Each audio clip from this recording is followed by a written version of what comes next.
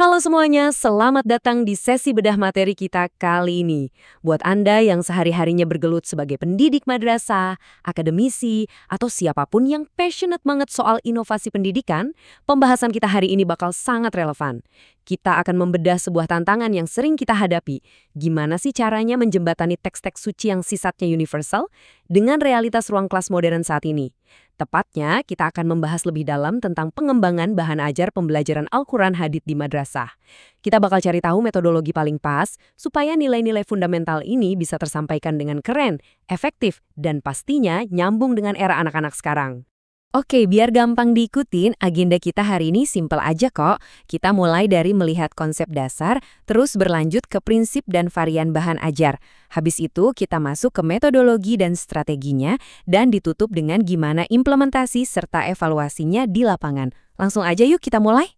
Kita masuk ke bagian 1, konsep dasar. Ini ibarat fondasi rumah yang harus banget kita pahami sebelum mulai membangun. Sebagai pendidik, kita pasti setuju kalau setiap tindakan kita di kelas itu butuh fondasi teori yang kuat kan? Kita nggak bisa dong asal bikin materi tanpa tahu esensinya. Nah, coba perhatikan tujuan utama ini. Memperkuat pemahaman keislaman peserta didik. Jadi, dalam konteks Al-Quran Hadis, bahan ajar itu bukan sekadar dokumen administratif atau formalitas buat menuhin tumpukan tugas guru. Sama sekali bukan. Bahan ajar itu ibarat jembatan. Dia adalah kendaraan utama yang mentransmisikan nilai-nilai luhur Islam supaya benar-benar bisa meresap ke dalam hati dan pikiran siswa kita. Sekarang, mari kita samakan persepsi dulu nih. Apa sih sebenarnya yang kita maksud dengan bahan ajar? Sederhananya, ini adalah segala bentuk materi yang dipakai untuk membantu dan bikin proses belajar jadi lebih hidup. Spektrumnya luas banget rekan-rekan. Kita nggak cuma ngomongin buku cetak tebal atau LKS loh. Ini bisa mencakup materi cetak, rekaman audio, visual, sampai ke platform LMS atau Learning Management System yang serba digital. Intinya, apapun mediumnya, selama itu memfasilitasi anak-anak buat belajar, itu adalah bahan ajar. Tapi, pembelajaran Al-Quran Hadis ini punya keunikan tersendiri. Ada 4 karakteristik utamanya. Pertama, pastinya berorientasi penuh pada nilai Islam. Kedua, ada 3 pilar utama yang ditekankan, membaca, memahami, dan yang paling berat tapi krusial, mengamalkan. Ketiga, ini nggak parsial ya, tapi menggabungkan aspek kognitif, afektif, dan psikomotorik sekaligus. Dan keempat, ultimate goal-nya adalah mengembangkan akhlak dan spiritualitas anak. Jadi kebayangkan, mata pelajaran ini tuh jauh banget melampaui sekedar hafalan mati. Ini murni soal pembentukan karakter yang utuh. Nah, sekarang kita geser ke bagian 2, prinsip dan varian. Pertanyaannya gimana cara kita menstrukturkan materi-materi tadi? Lalu gimana caranya menerjemahkan karakteristik yang sangat spiritual tadi ke dalam format yang bisa dikunyah dengan mudah sama siswa kita? Jawabannya ada di 5 prinsip pengembangan ini. Pastikan materinya relevan dengan kurikulum. Terus, harus ada benang merah atau konsistensi antara tujuan, materi, dan evaluasinya. Materinya juga harus cukup dan sistematis biar menarik. Dan ini nih yang paling penting, harus memperhatikan karakteristik peserta didik. Kalau kita bikin materi yang nggak relevan sama dunia mereka, ya sama aja kita mutusin koneksi antara teks suci dan realitas kehidupan siswa. Nggak bakal masuk deh materinya. Dan ini yang menarik banget kalau kita lihat evolusi bentuk materinya.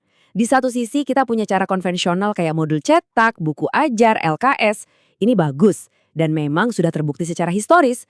Tapi di sisi lain, coba lihat opsi kontemporer zaman now. Kita punya podcast audiovisual, e-book interaktif, LMS. Pilihan buat guru madrasah sekarang itu dinamis dan luas banget. Kita bisa mendesain pembelajaran yang nggak cuma sesuai kurikulum, tapi juga match banget dengan gaya belajarnya anak-anak generasi digital ini. Oke, lanjut ke bagian 3, metodologi dan strategi. Kita lihat step by step proses pembuatannya. Karena kita udah tahu esensinya, sekarang mari kita bongkar. Gimana sih proses bikinnya? Nggak bisa asal jadi ya. Ada 5 langkah progresif yang harus banget dilewati. Mulai dari analisis kebutuhan siswa, lanjut nentuin kompetensi, baru deh kita susun materinya. Habis itu kita desain evaluasinya dan ditutup dengan revisi serta validasi. Ini adalah siklus yang terus berputar cepat yang memaksa kita sebagai pendidik untuk selalu menyesuaikan atau mengkalibrasi materi yang kita punya. Coba kita perbesar sedikit di langkah pertama nih. Karena jujur aja ini sering banget dilewatin.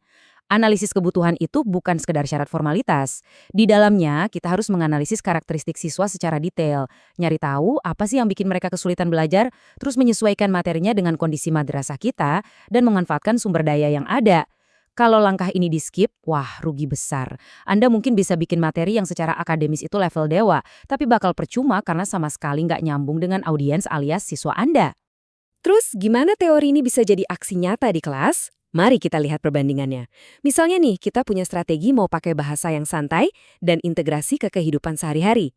Nah, contoh implementasinya di kelas bisa berupa modul tematik atau malah project-based learning tentang keagamaan.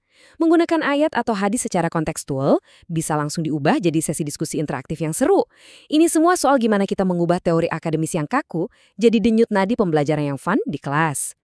Terakhir, kita masuk ke bagian 4, implementasi dan evaluasi.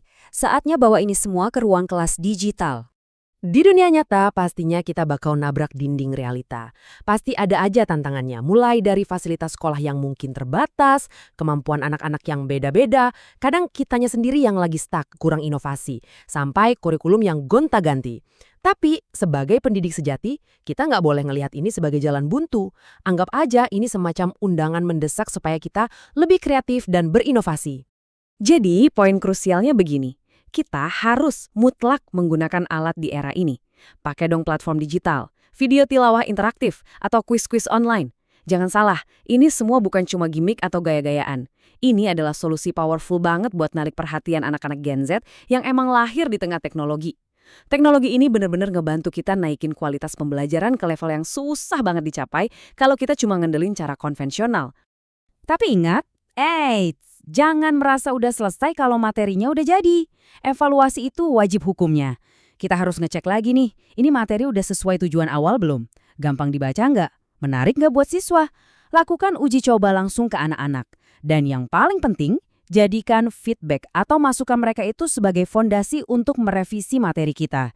Jujur aja, feedback dari siswa itu adalah kompas terbaik buat kita jadi lebih baik. Sebagai penutup sesi kita hari ini, saya mau ninggalin satu pertanyaan nih buat teman-teman renungkan. Sebenarnya, apa sih tantangan terbesar dalam bikin bahan ajar di madrasah Anda sendiri? Dan sejauh mana inovasi digital bisa jadi solusinya?